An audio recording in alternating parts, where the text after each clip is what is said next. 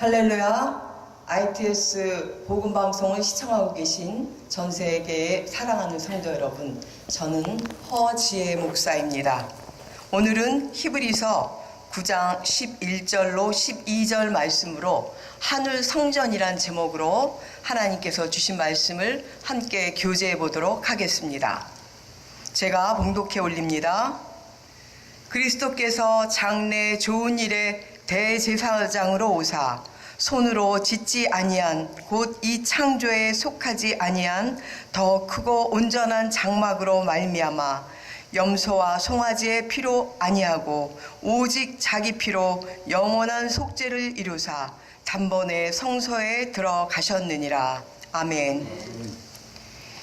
이 본문의 말씀 안에는 출애굽기 25장에서 40장까지 성막을 지라고 하나님께서 주신 설계 도면의 내용의 말씀도 함축되어 있고, 에스겔서 40장에서 48장의 말씀도 함축되어 있습니다. 그리고 계시록 21장 10절에서 27절까지의 말씀이 모두 들어있는 말씀입니다. 이제 하늘 성전에 대해서 창세기부터 계시록까지 기록되어 있는 말씀을 함께 교제해 보도록 하겠습니다. 하늘 성전을 하나님께서는 이 땅에 지으라고 많은 선지자들을 통해서 하나님께서는 그 설계의 도면을 주시죠. 그 전에 창세기 2장 4절을 보게 되면 죄 없는 아담을 창조하시고 하나님께서는 에덴 동산을 설립하시는데 그곳이 바로 하늘 성전입니다. 그러나 아담과 하와가 불순종의 죄를 짓고 하늘 성전에서 쫓겨나게 되죠. 그리고 창세기 6장을 보게 되면 노아의 방주가 나오는데 하나님께서 노아에게 방주를 지으라고 설계 도면을 주십니다. 그리하여 그 방주 안에 들어가는 모든 자들은 구원을 받는다고 하지만 많은 사람들이 그 말을 믿지 않고 오직 노아의 가족 8명만 그 방주 안으로 들어가서 구원을 받게 됩니다. 하나님께서 불순종하던 이스라엘 민족들을 출애굽을 시키시고 모세에게 성막을 지으라고 설계 도면을 주십니다.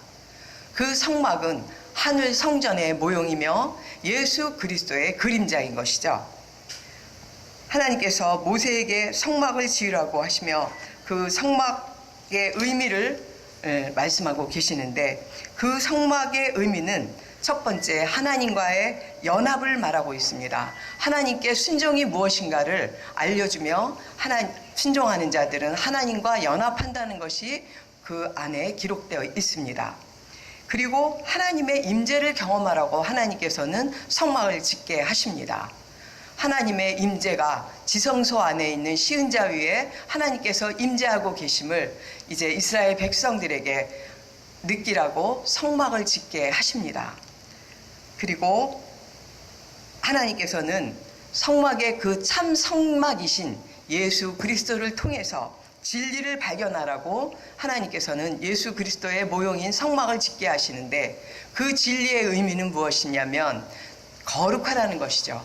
세상과 구별된 장소, 하나님께서 거하시는 그 성막 그 안과 그 바깥과의 그 관계가 빛과 어두움이며 하나님의 나라와 세상인 것을 알으라고 하나님께서 그 구별된 그 거룩에 대해서 알려주시며 이제 성막을 짓게 하십니다. 그 성막이 38년 동안 계속 이동되면서 이제 가나안 땅에 들어와서 솔로몬에 의해서 솔로몬 성전으로 다시 거대하게 만들어지게 되죠. 그래서 우리는 그 솔로몬 성전을 제1성전이라고 부릅니다. 그러나 바벨론 포로로 잡혀가게 되면서 그 하나님께서 그 촛대를 옮기시게 됩니다. 바벨론 포로 70년 그 사이에 하나님께서 에스겔 선지자를 통해서 25년이 됐을 때에, 포로가 된 지 25년이 됐을 때에 하나님께서 에스겔 선지자를 통해서 새 성전을 지으라고 설계 도면을, 이제 천사가 측량한 그 설계 도면을 에스겔 선지자에게 환상으로 보여주십니다. 바벨론에 이제 포로가 되어서 심판을 받고 있지만 하나님께서는 너희가 이제 이 새 성전을 통하여서 다시 회복이 될 것이라는 언약을 하시며 에스겔을 통해서 새 성전을 설계도면을 주셨는데, 그 40장에서 48장 사이를 보게 되면 그 에스겔 성전, 그 새 성전이 하늘 성전임을 알려주시죠. 그리고 43장에서 이제 보게 되면 그 피의 규례가 나오는데 잠깐 그 성막과 다른 점을 발견하게 됩니다. 성막에서 그 속죄제를 드릴 때를 보게 되면 그 번제물을 번제단에서 태울 때에 그 피를 네 귀퉁이에 바르고 지성소 안에 들어가서 대제사장이 피를 7번을 뿌립니다. 그리고 휘장에 피를 7번을 뿌리게 되는, 성막에서는 뿌리게 됐는데, 에스겔에게 주신 그 새 성전의 도면을 보게 되면 그 제물을 번제단에서 태우게 되고, 제물을 그 피를 네 귀퉁이에만 바르고 지성소에 들어가지 않습니다. 그리고 그 제물은 성소 밖에서 완전히 태워버리죠. 제가 되도록 태워버립니다. 그 모세에게 주신 그 성막과 다소 차이가 있지만 이것은 엄청난 큰 의미가, 십자가에 대한 그 십자가 사건을 미리 설명해 주시는 커다란 의미가 있습니다. 그 피의 규례를 보게 되면 먼저 제단을 정결케 하는 것이 나오죠. 그래서 수송아지와 흠없는 염소로 그 속죄 제물로 번제단을 먼저 깨끗하게 이제 피를 바르고 성소 밖으로 나와서 태워버린 후에 7일 동안 매일 수송아지와 숫염소에 소금을 쳐서 이제 매일 제사를 지내며 속죄제를 지내며 깨끗하게 정결하는 예식을 치릅니다. 그리고 8일째 되는 날, 완전히 정결하게 됐을 때 8일째 되는 날 감사제와 번제를 드리게 합니다. 그 의미는 무엇입니까? 예수 그리스도께서 십자가에서 피 흘려 죽으시고 대신 영문 밖에서 완전히 몸이 육신이 죽으셨지만 그 피에 그 제사로 인해서 깨끗해짐으로 인해서 우리의 죄가 이제 속죄함을 받을 수 있다는 그 의미가 이 에스겔 성전에서 이미 설명되고 있는 것이죠. 그리고 그렇게 깨끗하게 된 후에는 그 다음에는 7일 동안 그 소금을 쳐서 정결하게 되는 것처럼 나를 죽이고 이 나의 육적 자아를 죽이고 완전히 영의 사람이 되어야만 그때 드리는 그 제사를 하나님께서 받으신다는 의미인 줄 믿습니다. 지금 우리 이 시대에 예배도 그렇지 않습니까? 내가 내 육적 자아가 죽지 않은 상태에서 내가 살아있는데 예수님의 피로 내가 구원받았다고 내가 천국 간다고 믿고 있는 성도들이 계시다면 그것은 잘못된 것이며, 그것은 내가 에스겔 에게 주신 그 새 성전의 그 말씀대로 내가 7일 동안, 7일의 의미는 꼭 완전수인 7일의 의미는 내가 완전해질 때까지라는 의미이죠. 그래서 내가 완전히 깨끗해질 때까지, 내 안에 있는 육적 자아가 완전히 죽고 영의 사람이 될 때까지, 그때는 내가 해야 된다는 것이죠. 내가 하여서 이제 영의 사람이 되어야 하나님께서 이제 그리스도와 연합한 자라고 인정한다는 것입니다.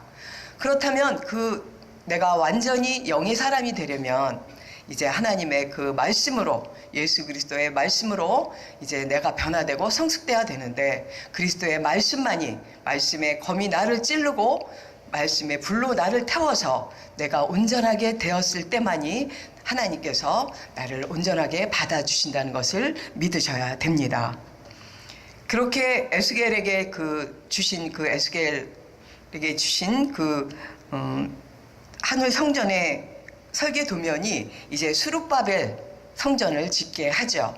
바벨론 포로에서 돌아오자 하나님께서는 에스라 선지자와 그다음에 학개와 스가랴 선지자를 통해서 수룹바벨 성전을 또 재건하게 하십니다. 그리고 이제 많은 시간이 지나면서 하나님이 또 침묵하는 시간이 오게 되고 이제 신약에 와서 헤롯 성전을 짓게 되지만 그 스룹바벨 성전과 헤롯 성전을 제2성전이라고 하지만 헤롯 성전은 하나님과 무관한 그런 인간이 만들었던 성전이므로 그때 비로소 살아계신 성전인 예수 그리스도께서 말씀이 육신되어서 우리에게 오셨다는 것이죠.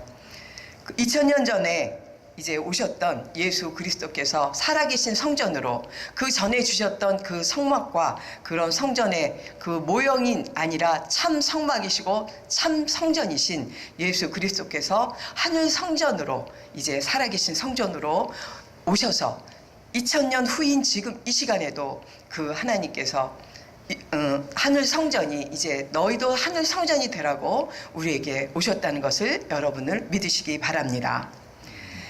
계시록을 보게 되면 계시록 21장을 보게 되면 이제 그 하늘 성전에 대한 그 크기가 나옵니다. 성곽이 144규빗이고 장광고가 12,000 스타디온이라고 이제 기록되어 있는데 그것이 바로 에스겔서에 기록된 에스겔서 48장에 기록된 말씀과 동일하다는 것이죠. 그래서 에스겔에게 주신 그 말씀은 하늘 성전의 그 설계 도면이라는 것을 우리가 알 수 있습니다. 이렇듯 하나님께서 이제 성경 전체에 성막을 주셨고 성막을 통해서 제1성전을 주셨고 또 에스겔 성전을 통해서 제2성전을 주셨지만 이제 살아계신 예수 그리스도인 하늘 성전을 통해서 이제 제3성전이 이루어져야 되는데 모르는 분들은 제3성전이 이스라엘에서 세워질 것이라고 생각하고 있는 분들도 계십니다. 하지만 이 성경 말씀을 보게 되면 그 살아계신 그 하늘 성전이 내 안에 들어와 내 안에 육의 신비에 들어와서 내가 살아있는 하늘 성전이 되어야 된다는 것입니다. 그래서 계시록 21장을 보게 되면 새하늘과 새 땅에 새 예루살렘 성전이 나오는데 내가 바로 그 예루살렘 성전이 되어서 새하늘과 새 땅에 들어갈 수 있다라는 것을 이제 들어가야 된다는 것을 이제 말씀하고 있는 것이죠. 그래서 우리가 계시록 이제 21장의 그 하늘 성전의 그 결론을 우리가 말씀을 보게 되면 사도 요한이 본 그 하늘 성전에는 큰 성은 보이지만 그 안에 들어갔더니 성 안의 성전은 보이지 않는다고 했죠. 그래서 성 안의 성전은 보이지 않았지만 주 하나님 곧 전능하신 이와 및 그 어린 양이 그 성전이심이니라라고 기록되어 있습니다. 그 성은 해와 달에 비침이 쓸데가 없고 이는 하나님의 영광이 비치고 어린 양이 그 등이 되심이니라. 만국이 그 빛 가운데 다니고 밤이 없고 성문들이 모두 열려 있으니 만국의 영광과 존귀를 가지고 어린 양의 생명책에 기록된 자들만 들어갈 수 있는 곳이라고 말씀하고 계십니다. 사랑하는 성도 여러분, 지금 이 시간에 우리는 살아있는 우리 주님의 그리스도 영이 들어온 자들이라면 우리도 하늘 성전이 내 육의 신비에 세워져서 내가 살아있는 성전이 되어서 내 육신이 성전이 되어서 내 머리가 그리스도가 되고 내 심장이 그리스도의 심장이 되어서 내가 살아있는 성전이 되어야만 그리스도의 신부가 될 것이며 하나님과 연합하는 천국 백성이 된다는 것을 이제 함께 깨닫고 그렇게 될 수 있는 성도 여러분이 되시길 주님의 이름으로 축원드립니다. 감사합니다.